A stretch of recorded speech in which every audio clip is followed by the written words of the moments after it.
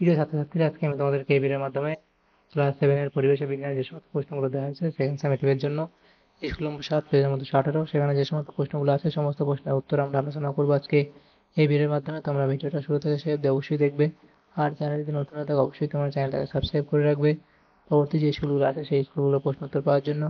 এবং এর আগের যে স্কুলগুলো ছিল সেই স্কুলগুলোর যে প্রশ্ন উত্তরগুলো ছিল সেগুলো আমরা আলোচনা করে দিয়েছি, প্লেলিস্ট থেকে তোমরা পেয়ে যাবে সেই প্রশ্ন উত্তরগুলো, তোমরা দেখে নেবে প্লেলিস্ট থেকে। আজকে আমরা আলোচনা করবো এই 7 নম্বর স্কুলের প্রশ্ন উত্তরগুলো, এবং এই স্কুলের প্রশ্ন উত্তরের যে পিডিএফ তোমরা পরবর্তীতে আমাদের টেলিগ্রাম চ্যানেলে পেয়ে যাবে। ডেসক্রিপশনে আমাদের টেলিগ্রাম চ্যানেলের লিঙ্ক দেওয়া আছে, সেখানে যুক্ত হতে পারো তোমরা। 7 নম্বর স্কুল দেখো, প্রথমে ফিজিক্যাল সায়েন্সের প্রশ্ন দেওয়া আছে, 8টা প্রশ্ন 1 নম্বর করে 8 নম্বর দেওয়া আছে এখানে। একের দাগে বলা আছে নিচের প্রশ্নগুলির সম্পূর্ণ বাক্যে উত্তর লেখো। একের দাগের একের প্রশ্নে বলা হয়েছে চুম্বকের জ্যামিতিক দৈর্ঘ্য যদি 1 সেন্টিমিটার হয় তবে চৌম্বক দৈর্ঘ্য হবে 0.86 সেন্টিমিটার। এরপরে প্রশ্ন, শূন্যস্থান পূরণ করো। ইলেকট্রিক কলিং বেলে ড্যাশ ব্যবহৃত হয়। ইলেকট্রিক কলিং বেলে চুম্বক ব্যবহৃত হয়। 3 দাগের প্রশ্নে কি বলা হয়েছে, ঠিক বা ভুল নির্বাচন করো। জলপ্রপাতের শক্তি থেকে তাপবিদ্যুৎ উৎপাদন করা সম্ভব, এটা এখানে ভুল বলা হয়েছে। এরপরে সেকেন্ডারি সেল ব্যবহৃত হয় অপশান সি অর্থাৎ গাড়িতে। এরপরে এটিএম কার্ডে থাকে চুম্বক স্ট্রিপ। এরপরে প্রশ্ন, শূন্যস্থান পূরণ করো। সূচি ছিদ্র ক্যামেরার বস্তু ও ক্যামেরার দূরত্ব একই রেখে ক্যামেরার দৈর্ঘ্য বাড়ালে প্রতিকৃতি ড্যাশ হবে। তাহলে প্রতিকৃতি কি হবে, বড় হবে। ঠিক বা ভুল নির্বাচন করো। পেরিস্কোপে প্রতিবিম্বের পার্শ্ব পরিবর্তন হয় না, এটা ঠিক বলা হয়েছে। নেক্সট প্রশ্ন, শূন্যস্থান পূরণ করো। বাল্বের ফিলামেন্ট তৈরি হয় ড্যাশ ধাতু দিয়ে। তাহলে এটা হবে কি, টাংস্টেন। টাংস্টেন ধাতু দিয়ে। এরপরে যে প্রশ্নগুলো আছে, 2 দাগের প্রশ্ন, 2 দাগে প্রত্যেকটা প্রশ্ন 2 নম্বর করে আছে, 5টা প্রশ্ন 10 নম্বর। চুম্বক ক্ষেত্র কাকে বলে? তাহলে চুম্বক ক্ষেত্র তোমরা লিখবে, চুম্বক ক্ষেত্র কাকে বলে, যে একটি চুম্বকের সংলগ্ন যতখানি অঞ্চল জুড়ে তার আকর্ষণী বা বিকর্ষণী ক্ষমতা কার্যকরী হয় তাকে সেই অঞ্চল বা স্থানকে বলা হয় চুম্বক ক্ষেত্র। তড়িৎ চুম্বক কাকে বলে? তড়িৎ প্রবাহ দ্বারা কোনো চৌম্বক পদার্থকে চুম্বকে পরিণত করা হলে ওই চুম্বককে তড়িৎ চুম্বক বলে। তড়িৎ প্রবাহের তাপীয় ফল বলতে কি বোঝো, সেটা তোমরা লিখবে এই অবধি। এরপরে আছে 4 দাগের প্রশ্ন, বৃষ্টির পর বিকেলের আকাশে রংধনু দেখা যায় কেন, সেটা লিখবে। এরপরে 1 জুল বলতে কি বোঝায় সেটা লিখবে। এরপরে যেটা আছে দেখো, সেটা কি বলা হয়েছে, 3 দাগের প্রশ্ন, আকর্ষণ আকর্ষণের পূর্বে আবেশ হয় ব্যাখ্যা করো। তাহলে লিখবে তোমরা, চুম্বককে চুম্বক পদার্থের কাছাকাছি আনলে চুম্বক আবেশের ফলে চুম্বক পদার্থের নিকটবর্তী প্রান্তে বিপরীত মেরু আবিষ্ট হয়। আবেশী ও আবিষ্ট মেরুদণ্ড আবেষ্টি ও আবেশী ও আবিষ্ট মেরুদ্বয় পরস্পর বিপরীত হওয়ায় বিষম মেরুর আকর্ষণের নিয়ম অনুসারে চুম্বক ও চৌম্বক পদার্থ পরস্পরকে আকর্ষণ করে।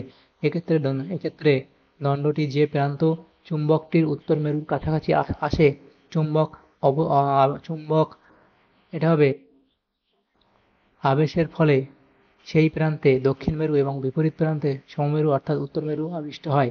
আবেশী উত্তর মেরু এবং আবিষ্ট দক্ষিণ মেরুর মধ্যে দূরত্ব কম হওয়ায় বিপরীত মেরুদ্বয়ের মধ্যে আকর্ষণ বলের মান সমজাতীয় মেরুদ্বয়ের মধ্যে বিকর্ষণ অপেক্ষা বেশি হয়, তাই লোহার দণ্ড চুম্বক দ্বারা আকৃষ্ট হয়। স্পষ্টতই আগে আবেশের ফলে লোহার দণ্ডটিতে চৌম্বক মেরুর সৃষ্টি হয় এবং তারপর সেটিকে চুম্বক আকর্ষণ করে, সুতরাং আকর্ষণের পূর্বে আবেশ ঘটে। 2 দাগের প্রশ্নে বলা আছে বৈদ্যুতিক সার্কিটে ফিউজ তারের ভূমিকা কি, সেটা তোমরা লিখবে অবধি। এরপরে এলইডি এর মধ্য দিয়ে তড়িৎ প্রবাহ যাওয়ার সময় কোন শক্তিতে রূপান্তরিত হয়, তাহলে কি লিখবে, এটা তড়িৎ শক্তি তড়িৎ শক্তি তড়িৎ শক্তি থেকে আলোক শক্তিতে রূপান্তরিত হয়। তড়িৎ শক্তি থেকে আলোক শক্তিতে রূপান্তরিত হয়। এরপরের প্রশ্ন, 4 দাগে বায়োগ্যাসের সুবিধা অসুবিধাগুলি লেখো। তাহলে এখানে 4টি সুবিধা লিখবে এবং এখানে অসুবিধা লিখবে। এরপরে যেটা আছে দেখো, সেটা কি বলা হয়েছে, লাইফ সায়েন্সের প্রশ্ন এখানে দেওয়া হচ্ছে। 5টা প্রশ্ন আছে 1 নম্বরের। শূন্যস্থান পূরণ। 1 দাগে শূন্যস্থান পূরণ করে। 1 দাগের 1, মূলের ডগায় উপরিস্থিত টুপির মতো অংশকে ড্যাশ বলে। তাহলে সেটাকে কি বলা হয়, সেটাকে বলা হয় মূলাত্র।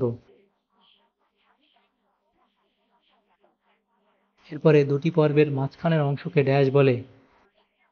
তাহলে দুটি পর্বের মাঝখানের অংশকে পর্ব মধ্য বলে। একটি গুচ্ছিত ফলের উদাহরণ হলো কি আতা।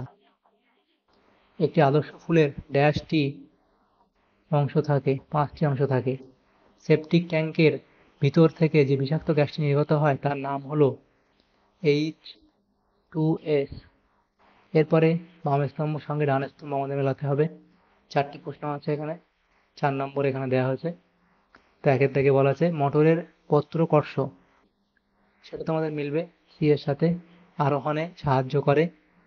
এবং পরে যেটা আছে দেখো সেটা যৌগিক ফল, সেটা হচ্ছে এঁচোড়। এরপরে যেটা আছে সেটা হচ্ছে অ্যান্টিবায়োটিক। তাহলে অ্যান্টিবায়োটিকটা কি হবে? এটা হবে সেফালোস্পোরিন। তারপরে যেটা আছে সেটা হচ্ছে স্থানিক মূল, সেটা তোমাদের মিলবে, আচ্ছা স্থানিক মূল সেটা মিলবে এখানে দূর্বাঘাস।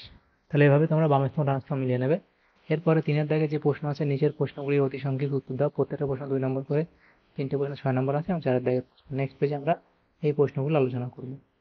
তো এখানে যে প্রশ্নটা 3-এর দাগের প্রথম প্রশ্ন, 3-এর দাগের 1 কি বলা আছে? অভিসরবণ বলতে কি বোঝায়, এর একটি গুরুত্ব লেখো। তাহলে অভিসরবণ কাকে বলে? দুটি সমপ্রকৃতির কিন্তু ভিন্ন ঘনত্বের দ্রবণকে একটি অর্ধবেদ্য পর্দা দ্বারা পৃথক করে রাখলে যে ভৌত প্রক্রিয়ায় লঘু বা কম ঘনত্বের দ্রবণ থেকে দ্রাবকের অণু ওই পর্দা ভেদ করে অধিকতর গাঢ় দ্রবণে প্রবেশ করে তাকে অভিসরবণ বলে।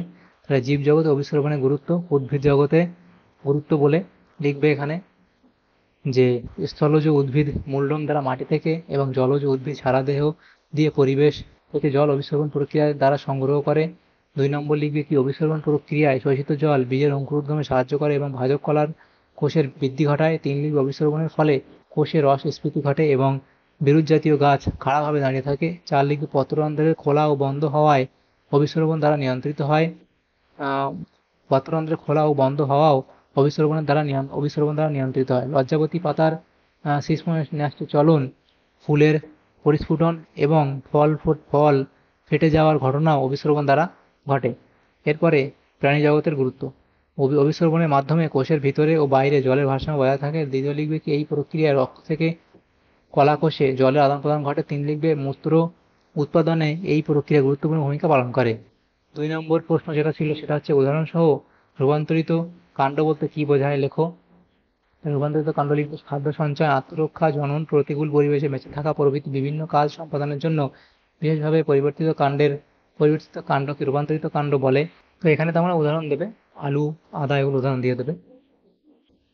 2-এর দাগের প্রশ্ন কি বলা হয়? 3-এর দাগে বলা আছে পরাগ মিলনের 2টি সমস্যা উল্লেখ করো। পরাগ মিলনের সমস্যা, পোকা মারার ওষুধ ব্যবহার, গাছপালা ধ্বংস, পরিবেশের উষ্ণতা বৃদ্ধি, পরিবেশের উষ্ণতা হ্রাস পয়েন্টগুলো করবে। 4-এর দাগে যে প্রশ্ন ছিল নিম্নলিখিত প্রশ্নটি যথাযথ উত্তর লেখো। অঙ্কুরোদ্গম বলতে কি বোঝো? তাহলে অঙ্কুরোদ্গম পয়েন্ট করে লিখবে অনুকূল শর্ত সমূহের উপস্থিতিতে বীজের সুপ্তদশা ভঙ্গ করে ভ্রূণ থেকে অঙ্কুর সৃষ্টি ও শিশু উদ্ভিদের জন্ম হওয়ার ঘটনাকে অঙ্কুরোদ্গম বলে। এবং এর পরে লিখবে কি অঙ্কুরোদ্গম কয় প্রকার ও কি কি? তাহলে অঙ্কুরোদ্গম প্রধানত 3 প্রকার, যথা মিদভেদী অঙ্কুরোদ্গম, মিদবর্তী অঙ্কুরোদ্গম এবং জরায়ুজ অঙ্কুরোদ্গম, 3টে। তাহলে 3 প্রকার এবং কি কি সেটা লিখলে। এর শর্তগুলি উল্লেখ করো। এর শর্ত লিখবে জল, যে তারপর বাতাস এবং তাপমাত্রা, এই 3টে পয়েন্ট লিখে দেবে। তাহলে দেখো আমাদের এখানে যে প্রশ্নগুলো ছিল আমাদের ক্লাস 7-এর